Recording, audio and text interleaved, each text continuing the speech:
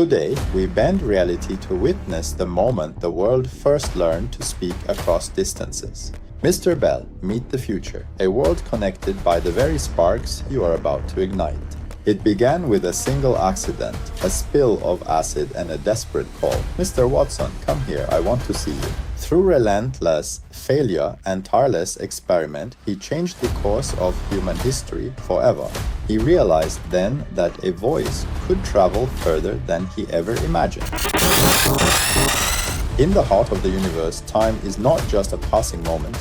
It is a metal heated by the stars and shaped by the ages. My name is Pharaoh. Welcome to Time's Forge Chronicles.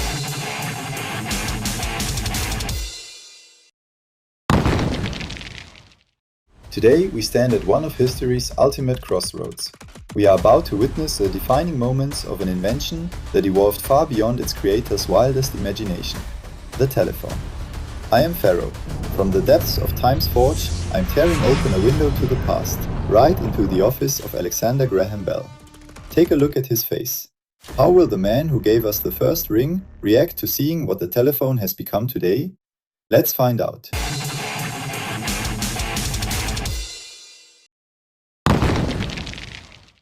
Imagine a man whose mother lived her entire life in silence. Growing up with a deaf mother shaped his world.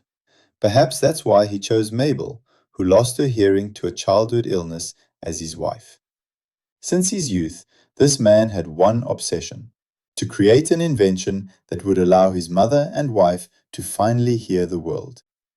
Alongside his loyal partner Watson, he worked day and night, trying to forge sound waves into electrical signals. After countless trials, a legendary accident changed history. While working on a prototype, acid spilled on Bell's clothes. He called out in pain. Mr. Watson, come here, I want to see you! Mr. Watson, come here, I want to see you. Watson heard him, not through the air, but through the device. The telephone was born. Following a fierce patent war against rivals working on the same dream, Bell emerged victorious, etching his name into history as the father of communication. We have triumphed. We are finally able to convey the human voice to distant places via But today, the telephone is no longer just a tool for voice. It is a personal assistant, a gateway to all human knowledge. I wanted to share this evolution with Graham Bell himself.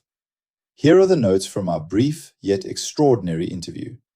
However, there is a dark side to this evolution that Mr. Bell could never have foreseen.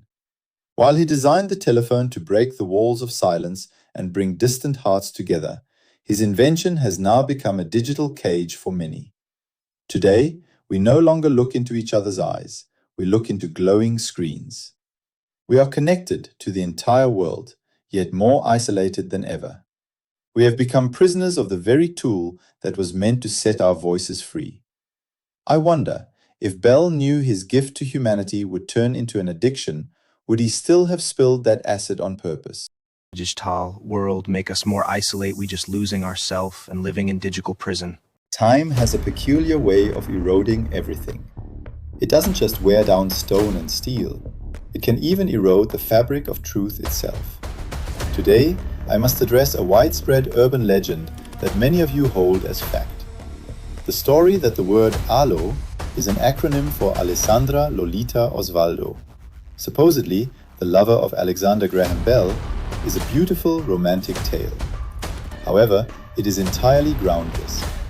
There is not a single historical record to support it.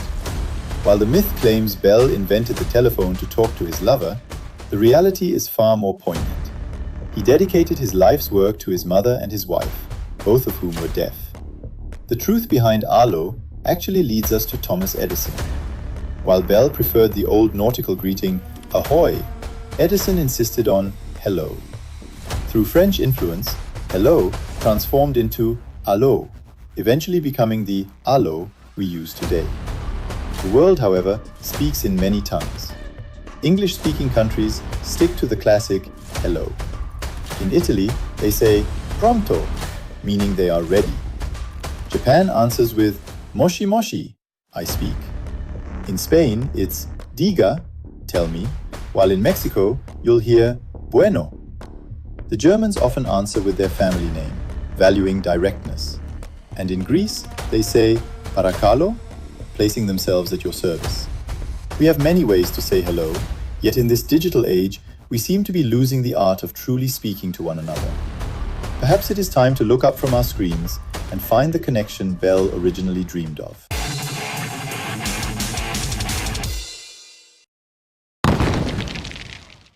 This device holds the blueprints for the future. Is this the evolution of the telephone? It is the past, present, and future all in one. Iron is a precious and mysterious metal. It is not born of this earth. It was forged in the hearts of dying stars and scattered across the universe by asteroids. Ancient civilizations, the Sumerians, the early Egyptians, valued iron even more than gold. It has always been used to save lives or take them, depending on the motivation of the one who holds it. I believe this is the most crucial point of Graham Bell's story, his motivation. Today, motivation is a word so overused that it has lost its weight. Yet it remains the force that shapes our world. As you can see, friends of the hammer and anvil, history is not just dusty pages. It is the anvil upon which we forge our present. According to quantum physics, particles manifest as matter only when observed. Otherwise, they remain as waves. In a sense, matter does not exist until we interact with it. The way you communicate determines the face of reality.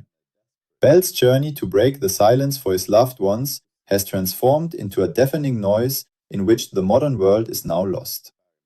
As I left Bell's office, I had to ask myself, are these devices connecting us or tearing us away from our own souls? Here are a few final notes from our conversation. Mr. Bell, you invented this to bridge distances. What do you think of what it has become today? I am in utter shock. First, by how far the technology has surpassed my wildest dreams. And second, by how far it has strayed from its purpose. My idea was simple communication. You have used it to create an entirely different world. I wonder, am I truly meant to be one of its architects? If you could say one thing to those who are missing out on life because they are buried in your invention, what would it be?